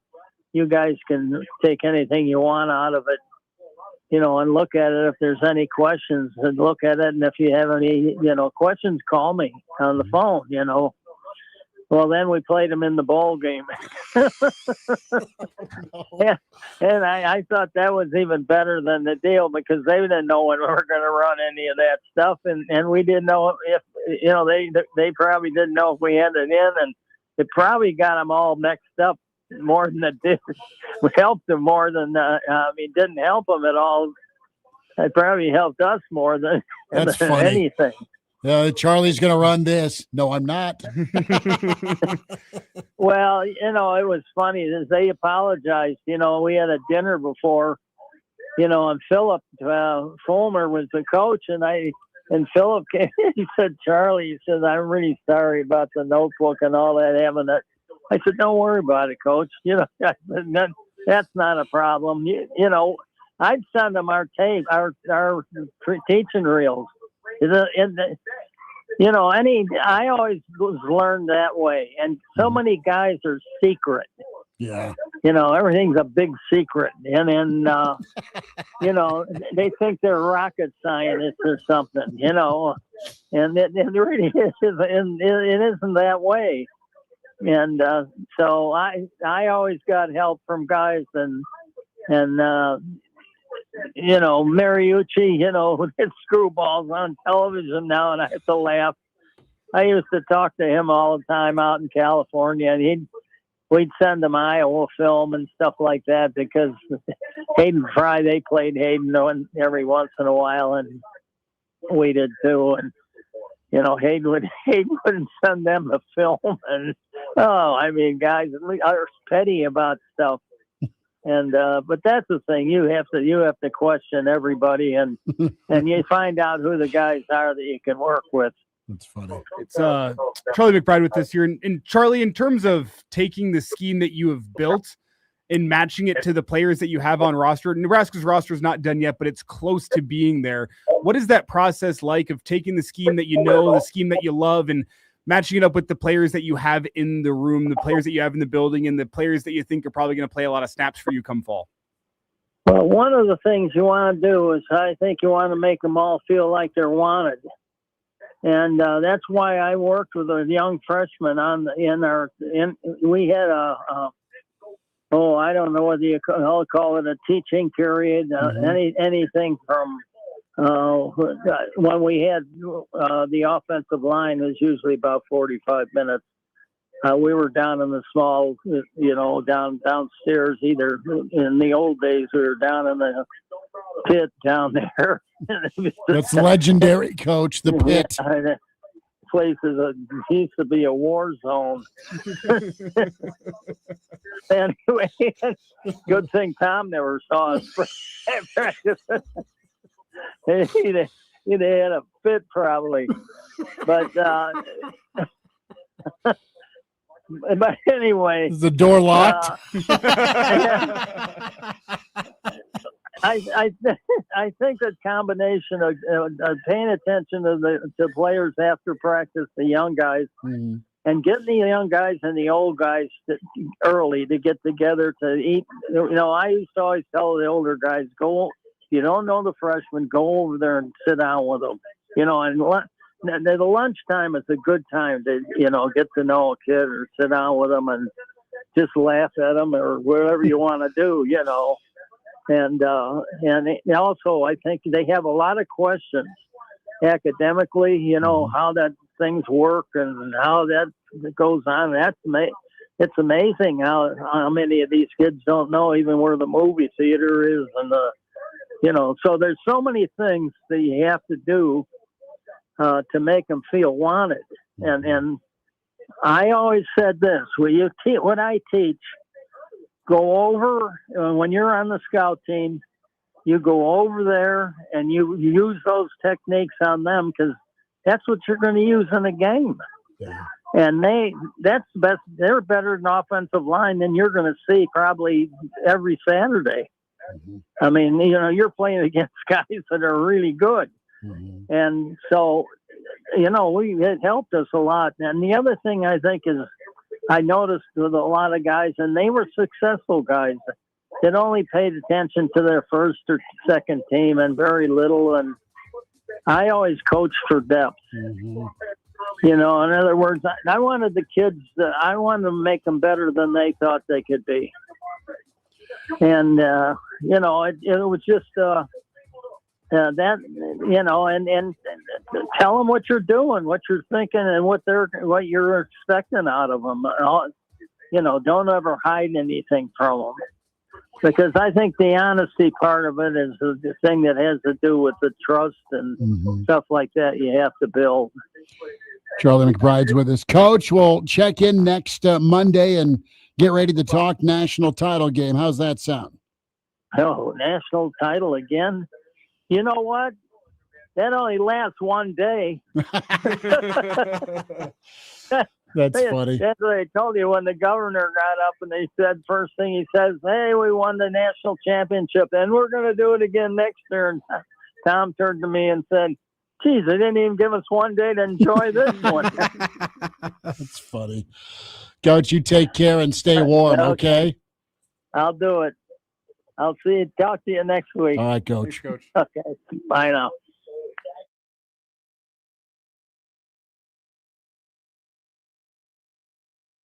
% on your auto insurance premium. EFT makes bill paying easy, convenient, and there's no worry of late payments. Visit BattleCreekINS.com today to contact your local Battle Creek independent agent. Start saving. Battle Creek Insurance. Better together.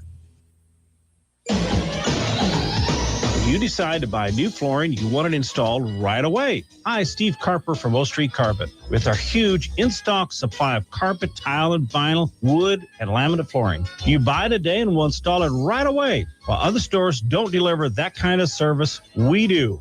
In fact, if you'd have purchased your flooring last week at O Street, you'd be enjoying it today. O Street Carpet. 1732 O Street and ostreetcarpet.com.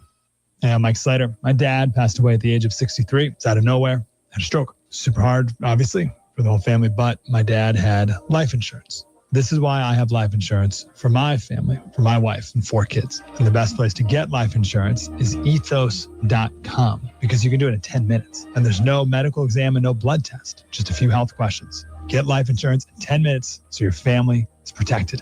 Ethos, ETHOS, ethos.com/Mike. The place you call home should always be a place of comfort. Warm and cozy in winter, cool and relaxing in summer. If your home isn't delivering the comfort you expect, call Bryant. It's more than just hot and cold to them. It's about providing the best comfort solutions. And Bryant gives you a full 24-month test drive on your home comfort system. Get full details at BryantLincoln.com or call 467-1111. Bryant Air Conditioning, Heating, Electrical, and Plumbing. Bryant, whatever it takes. If you're considering a career in broadcasting, Connoisseur Media and the Nebraska Broadcasters Association Foundation can help your journey to become part of this exciting field. 3 $2,000 scholarships are available to community college and 4-year university students who will have completed 30 credits as of May 31st. All-State, a 2-year starter for the Big Red and an NFL vet. The Blackshirt Hour continues with a not-so-average show. It's Jay Moore on the Average Joe Sports Show.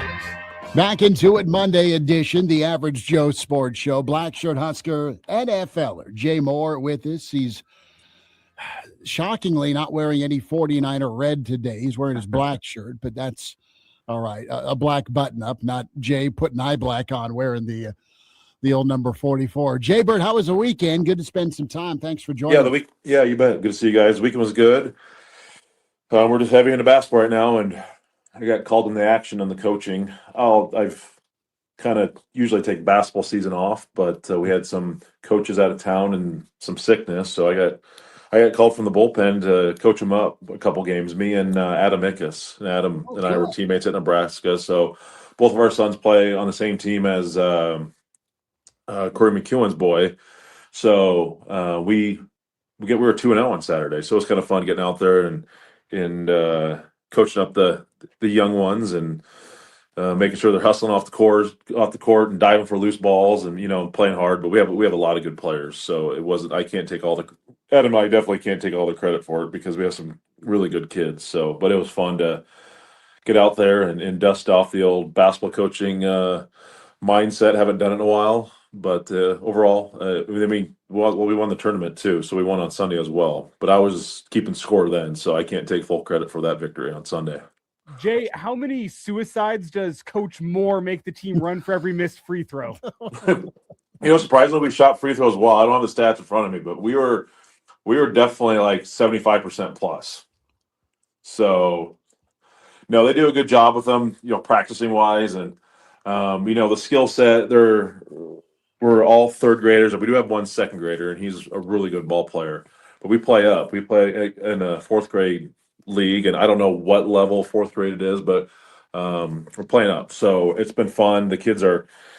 Basketball is one of those sports where if you have 4 games in a day or 4 games a weekend, so be it. There's nothing else going on. The weather, and I like going to going to some games in the morning and then going somewhere and watching basketball.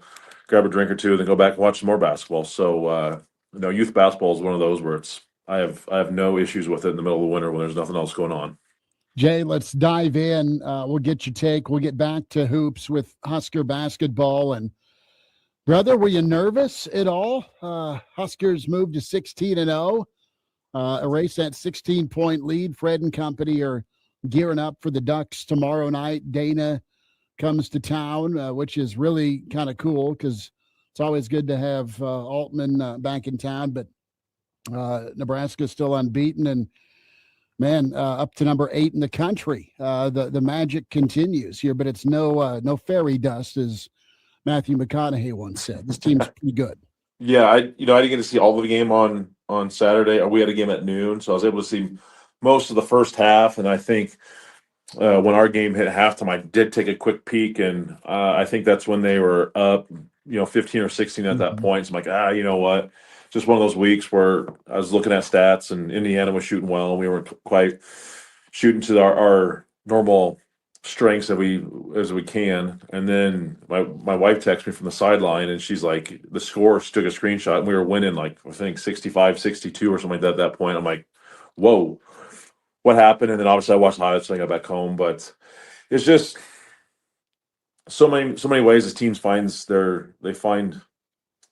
ways just to get it done. They're gritty, they're tough, they play good defense. They're scrappy. Rank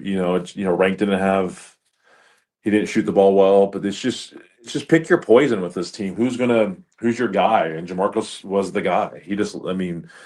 Assembly Hall is his spot. We had 27 on Saturday, and then I think 2 years ago he had a heck of a night shooting as well. So he was the guy. Then you just sprinkle in other guys. Obviously Rank still played well, but Frazier come off the bench, and Kel Jacobson does his thing, and they're just a great group. Burke had a couple threes, which he doesn't normally do, and we all kind of just don't shoot, right? When he's back there behind the 3-point line, you're always reluctant for him to shoot, but he made a couple, and they're just fun. You just knock on wood that they keep it going. Obviously, this Big Ten schedule is so brutal. This conference is so tough. They're gonna get tripped up here quick, rather soon. But I think that's okay. I think they kind of need a reset, a readjustment, and just kind of not that they're by any means arrogant or way over their skis. I still don't think they're getting respect. I mean, shoot, you're undefeated and you're still ranked 8th. Michigan loses to Wisconsin, to a team that you beat by 30, and you still have Michigan ranked ahead of Nebraska. So let's be honest, Michigan is more talented than Nebraska, but I still think a lot of the national media don't respect them. And like Fred said after the game, a lot of people still think they're frauds. And but they're far from that. There are multiple ways they can get it done, and they're just fun to watch and fun to root for. It's Jay Moore with us here on the Average Joe Sports Show. And Jay, you said something important. This team is fun. And I couldn't tell you, like, in terms of the fun factor, when I've seen a team at Nebraska, a men's team, I should say, at Nebraska, that's been this much fun to watch, this much fun to cover. Everyone, universally within this state seems to have a level, except some folks in Omaha. But for the most part, people in this state just have a genuine love for this team. And I can't remember the last men's team at Nebraska I covered that was this much fun. Yeah, it's because it's not one or two guys. You've seen basketball teams. The analogy was you have a thumb, a guy that can do everything. You just have 4 other guys that kind of help them out. This is far from it. That's what's so fun about it. It can be multiple guys. It's guys coming off the bench. Nebraska's bench scoring, I don't know if there's a stat for that nationally, but it has to be right up there. The production that they get off the bench. But it's just a good mix. Guys that we're so familiar with. It's not a boatload. It hasn't been a new team. We're all familiar with Jamarcus. We're all familiar with Rank. We're all familiar with Sam, with Burke, with Frager. Obviously, Sanford being one of the transfers that's come in, and so it's just not a whole new team. There's these guys that have been here. They've put in the time. They put in the work. You're seeing the fruits of their labor. It hasn't been a revolving door of head coaches. Fred's been here. He's taken his lumps. He's gone through a lot of different teams, and he's learned his way of doing things, and he's kept this coaching staff together. And you're finally getting a great product. We know what they were 2 years ago, making the tournament, and then playing a really tough opponent in A&M. And then you look at last year, and with Rank not being there, and just wasn't. They just weren't able to capitalize on some scenarios. Obviously, finished the year strong, and the performance in Vegas obviously haven't lost since then. But yeah, it's just they're just so likable, and just a good group of young men that are on that team too. They're level-headed, they're mature, and they just go about the right way. And Fred goes about the right way. They all say the right things, and how can you not like that? I think they embody what we appreciate in this state, and that's hardworking and humble. And it's just you can't root for against a team like that. I don't care if you're you wear blue up north like a lot of those people do, or wherever else. But they're such a likable group. Jay Moore with us here. Jay, gonna talk a little football here and get your reaction to Dylan Raiola off to Oregon. We talked about it to get going into the show last hour. Reaction though, how do you think this movie continues? Yeah, not surprised. That was kind of the the discussion behind the scenes that there was potential for him to go there, and if Dante Moore stays, he's potentially looking at a red shirt. Might be a scenario where if Dante leaves, whatever it is I'm not totally sure, but no, I think I don't know if it's a good fit. I just view Oregon as having, dynamic dual threat quarterbacks. Dylan's not that. I don't think if he redshirts and does some things differently, it's going to change for him. It's just kind of what he has genetically. But Oregon can easily change how they want to do things. Let's be honest, they got all the money in the world to recruit and bring guys in. They do run the football well. They can recruit top-tier offensive linemen to protect him and recruit top-tier wide receivers and tight ends or running backs to supplement their offense and let Dylan do what he wants to do. So no, I think it's a good landing spot for him. I think Coach Lanning and that staff there, it seems like a good fit overall. I wish him the best. I hope he goes up there and he does well, except when we play them. So I'm happy. I'm glad he found a spot. We'll see if he'll remain there the rest of his career. Who knows?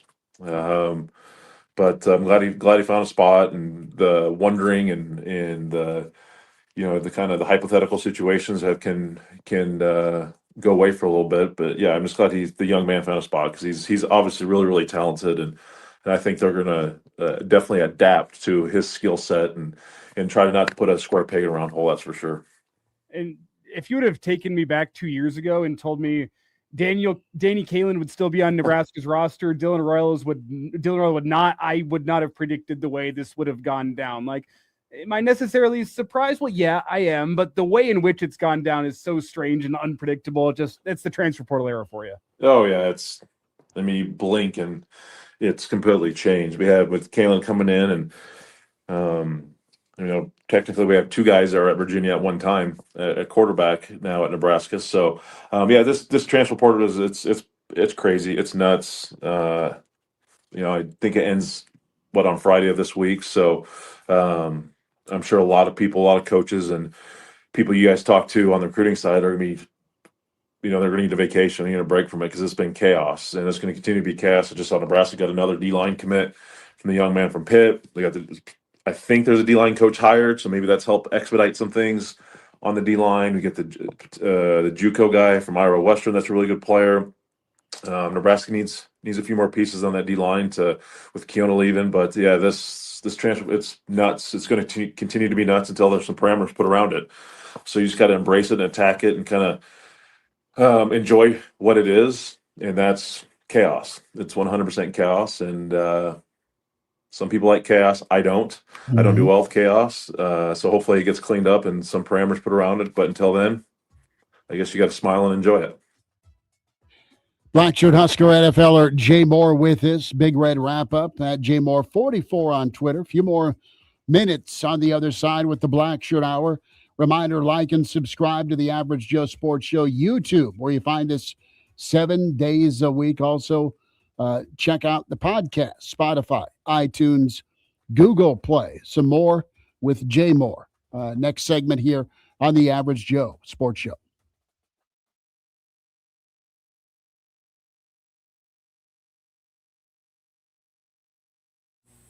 A girls and boys basketball doubleheader Saturday as Millard West is in town to play Lincoln North Star. Join Chris Schmidt for the play-by-play. Girls games at 2, followed by the boys game at 3:45 right here on KFOR FM 101.5, 1240 AM and KFORnow.com. Make hauling easy with the MWC Park Can Easy Dump. This satellite dumper goes where big garbage trucks can't and can haul everything from trash to yard waste to recycling. The fully automatic Easy Dump fits in the back of a standard pickup truck, so there's no need for a CDL license. Perfect for alleys, gated communities, condos, parks, anywhere. Come see the Easy Dump yourself at MWC Can in Lincoln, or go to MWC-can.com today. I'm Ed Evans, CEO of Consumer Cellular. Ever wonder why Big Wireless wants you on an unlimited plan? They probably want you to cover the cost of those 20-somethings using all that data every month. But most people 50 and up like me only use 12 gigs or less. Don't get bamboozled by Big Wireless. Switch to Consumer Cellular. Our plans start at just $20. And we use the same towers as the big guys. Join the millions who choose something better. Because if you're not using all that data, you're probably getting used. Call 1-888-FREEDOM or visit consumercellular.com/facts. Plans include $5 credit for auto pay and e-billing. See site for additional facts.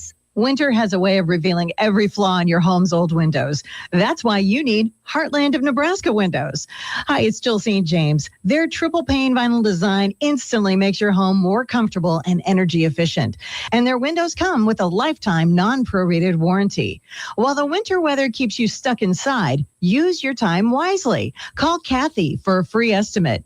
You could get more expensive windows from a bigger company, but you can't get better windows from a better company than Heartland of Nebraska Windows. If you or anyone you care about is facing a family legal matter, call Cordell and Cordell today at 1-855-GET-LEGAL or visit CordellCordell.com to schedule your consultation. There's a lot on the line in divorce. This is Joe Cordell of Cordell & Cordell, the largest family law firm in the country, with over 35 years of helping clients navigate divorce. But being big doesn't mean less personal or less local. Our attorneys live and work in your community, and as neighbors, they understand the challenges your families face. Divorce touches all areas of your life: your home, savings, retirement, and of course, kids. So when you find yourself facing divorce, you need a partner you can count on. Visit CordellCordell.com to schedule your consultation. If you or anyone you care about is facing divorce, contact Cordell and Cordell today. With over 100,000 clients served, we understand the challenges you're facing on a personal level. Call Cordell and Cordell today at 1-855-GET-LEGAL. That's 1-855-GET-LEGAL. 1221 N Street, Lincoln. Hey, it's Bill Hooks. And Elijah Herbel from the Morning Hookup. Coming up on a Tuesday in the Morning Hookup, we'll welcome back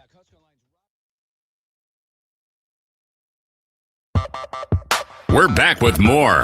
It's the Average Joe Sports Show with Chris Schmidt and Elijah Herbel. Jay Moore with us, Blackshirt Husker NFLer, Average Joe Sports Show, part of Big Red Wrap-Up. Jay, let's talk about a couple of the defensive linemen Nebraska's nabbed. Jashir Whittingham, Breadman is his nickname, redshirt freshman from Pitt. Pitt's defensive front was fierce, and you had some high-level play from Whittingham. And then you have Andy Berberia, the All-American defensive tackle, really creates a lot of problems with an interior pass rush, good against the run. Lastly, that third part of the trio, Corey Brown, the name we've heard and On3 reported, set to be Nebraska's new interior defensive line coach coming from Miami of Ohio. A lot of good coaches in the MAC, and then you get a couple more guys to add and supplement to what Nebraska's retained, or at least we think has retained mostly on that defensive line. What do you think? Yeah, I love the fact that we're dipping into Iowa Western's resources. I mean, they've been the top dogs in the JUCO world for a while now, and that pipeline hasn't been utilized. And I know there's other scenarios, getting JUCO guys academically, being able to transfer, their credits, whatever, and being a Big Ten program, that makes it a little more difficult from the academic standards to get a lot of JUCOs, but I'm glad they're utilizing those guys because there's some really, really good players up there. And you got to supplement wherever, whether it's high school, Division I, Division, 1AA, or JUCO. You got to find the best guys that fit what you need. Nebraska need a few more pieces from the D-line. And, getting the young man from Pitt, very young, very productive as a young player, has 3 more years left to play, I believe. So that's a big one. And then, getting the new D-line coach, spent some time with Orich at South Dakota, so familiarity there. But his teams, you look at just looking at it last night, very, very productive. A lot of sacks, a lot of tackles for loss, a lot of havoc plays. And Nebraska had very, very minimal at best this last year, creating those havoc plays from that front seven. So we'll be interested to see how this rest of this week shakes out, where they get them, who they keep. McGahee being able to retain on the roster from an edge guy, I think that's huge. But you're going to need some. Nebraska's is young. They lose some older players, lose Keno Davis, but they're also young. They have a lot of young talent returning. to this D line, but you need to ideally maybe one or two more that you could sprinkle in this D line, because you still know how things are going to shake out once you get through spring ball, and you want to create depth as well for injury purposes. But there's a lot can happen here in the next 4 days, that's for sure. When you look at Nebraska's defensive line room, likely move into more of an even front, what guys in the room, not new portal additions, but what guys that are still in the room do you have confidence in taking a step next season? Guys that you think, you know what, maybe you don't have to recruit over. You can bring in some depth, you can bring in some competition, but you don't have to go make an instant upgrade.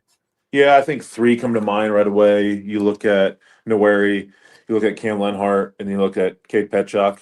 Those are my three that I go to right away. I mean, Petchak was able to play as a true freshman and do some really good things. I think Noweri, the sky is the ceiling for him. He can be as good as he wants to. And then Cam Lenhart, he's a guy that battled through some injuries this year and played as a true freshman and has a lot of ability. So those three guys I lean on. I think you'll see. You know, where will be a defensive end. I think, God, that's the tough part. Just how, depending on how they want to play with a 4-man front, you're looking at an over front, you're looking at an under front, what type of, where you want these guys to play. But those three guys kind of seem more defensive ends to me. 5 techniques, playing outside the tackle, get some more movement. Noweri and Lenhart and Petchak, they kind of played everywhere within that 3-3-5 defense, and that's nice to have because you can kind of get more, tools in your tool belt, because it's whether playing a 5 technique or a 6 technique, which is on a tight end, but if you got and played some 3 techniques, some 4-eye stuff, you can do some other things. But they need, and this is what you'd seen. They need some interior guys. You need some nose guards. You need some tackles, and these are the kind of the guys you're going to kind of sprinkle in from the transfer portal. And I'm blanking on interior guys right now. I guess there's Riley Van Poppel. Gave more of the two, right? Yeah, Riley Van Poppel is another guy that he can definitely produce, and he's done some good things. He just needs to bump up his consistency levels, which I think he definitely can.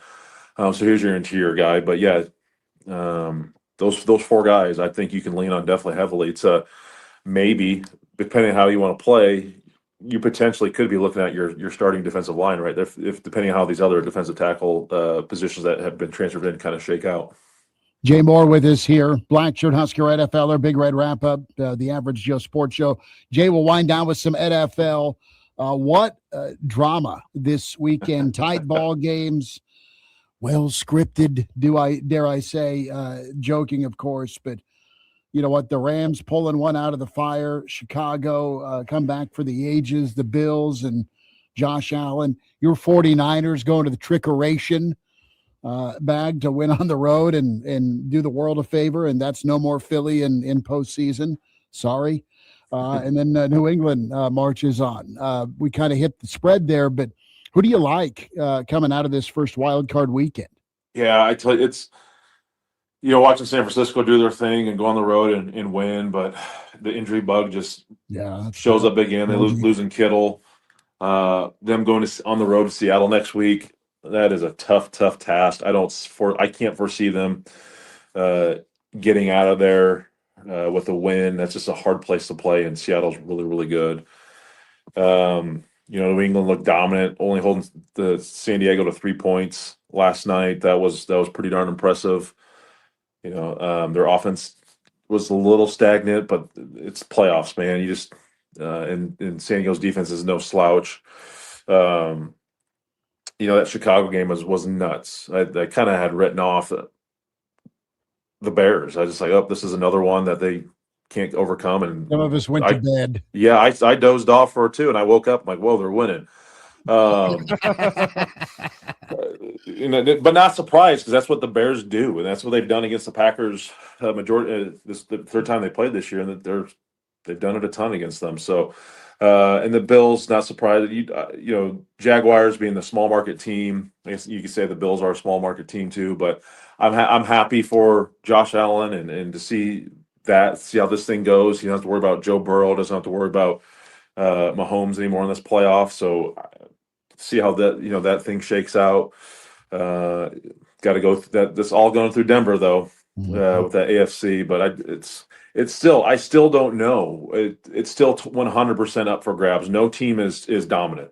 And I'm always interested to see how these teams, the Broncos and the Seahawks, get into 2 byes, how they come out of these byes. Sometimes this break hurts these teams, but who does the? I guess it still depends on who wins tonight, right? Who's going to play the Broncos already have their opponents, the Bills. Is it? It's a rough open, brother. Hey, you get retribution for what happened in the wild card round last year. Yeah, it's going to be good. It's great.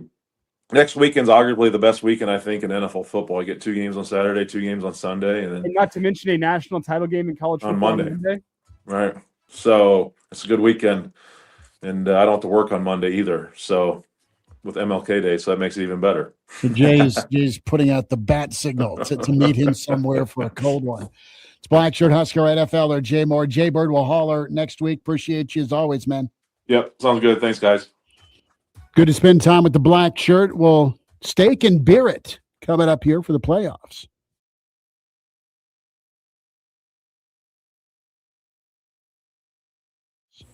Do you want to walk, play pickleball, and enjoy other fun activities to stay healthy, but you can't because of bad feet? The Good Feet store wants to help. I just had difficulty walking. I tried them on in the store, and my foot felt so much better. Do you keep buying new shoes and inserts with little or no relief? I tried all kinds of shoes. It was the arch supports that made the difference from the Good Feet store. Don't let bad feet, knees, or back problems get in the way of staying healthy and having fun.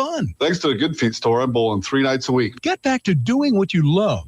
At the Good Feet store, we'll personally fit you with high-quality arch supports to maximize your comfort. Stop in the Good Feet store or book your free fitting at goodfeet.com. Visit the store at 27th and Pine Lake Road across from South Point Mall or book your free fitting at goodfeet.com. Thanks to the Good Feet store. Good Feet arch supports are proudly made in the USA. Come in and take a free test walk today. Braxton was diagnosed with choroid plexus carcinoma, a brain tumor. St. Jude is helping us put away our fears. We have an amazing team that fights for the best outcome for Braxton. He has the best chance here. I don't have to worry that how much is that bag of fluid going to cost me? Can I afford it to save my child's life? The donations, they're paying for me to live every day with my son, be stress-free, and enjoy every day with him. I wish there was a word bigger than thank you, more close to the heart, because thank you's not enough. They've given me hope. They've given me my son. St. Jude Children's Research Hospital. Finding cures, saving children. Learn more at stjude.org. Colder weather means spending more time inside your home. And as your local Carrier experts, Wellman Heating and Air Conditioning is here to help you improve your indoor comfort. From optimizing the performance of your heating and cooling system to ensuring your indoor air is cleaner and healthier, Wellman is committed to delivering premium comfort and helping you breathe a little easier. For repairs or replacement, see what's possible at wellmanheating.com. Wellman Heating and Air Conditioning and Carrier, for the world we share. Neil Armstrong waited 6 hours and 39 minutes to step onto the surface of the moon. Jackie Robinson waited 20 months to play his first game with the Brooklyn Dodgers. And even DiCaprio had to wait 22 years to win an Oscar. You can wait until your destination. Don't text and drive. Visit Stop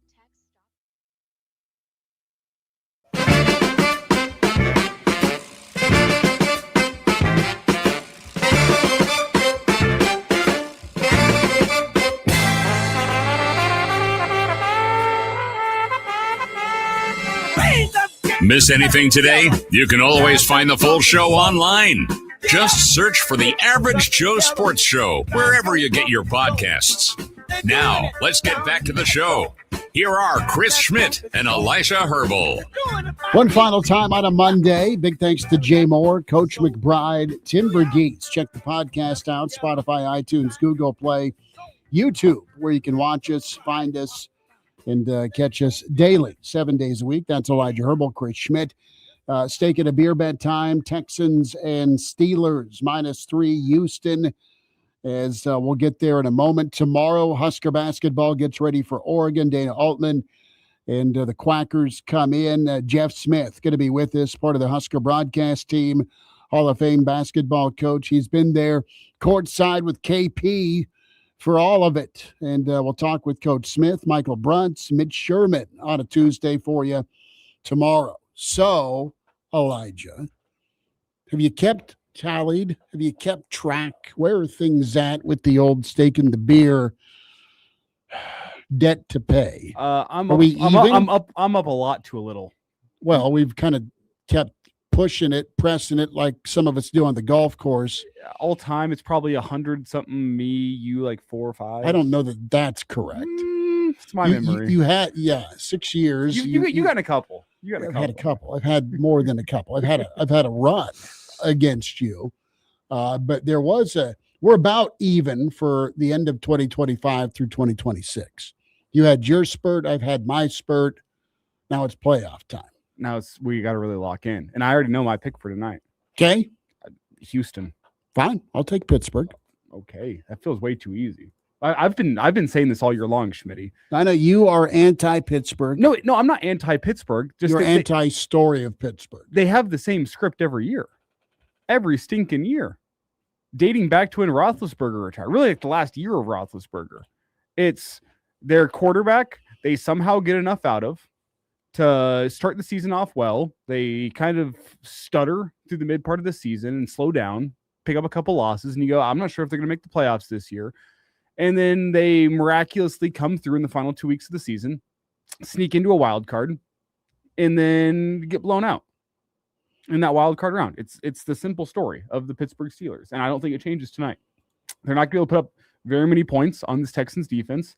I think the Texans put up just enough. I got the Texans winning this game somewhere in the 20-10 range.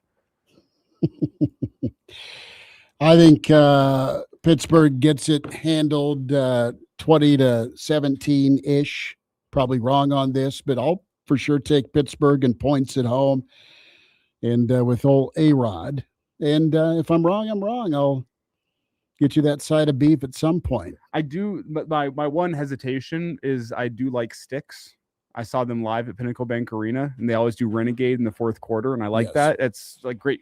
I'm sure white people love that. I know I do for sure because I'm a big Sticks guy, but I just can't do it. I can't do it with the Steelers tonight. All right, no worries. It's okay. It's your call, but should be good. Big thanks to Game Dog and Russell and Brody and Captain and Buddy Love checking in. Cherry Bomb here. Black Hills Brennan, for sure. Dave was in the stream along with Mike and Callie. Kevin here. Kenny. By the way, before we get out, my bowling league commissioner did text me. He called you. He texted me to say, we can figure out your bowling if you got to go to Ann Arbor. It's a nice way of saying we just like having you around.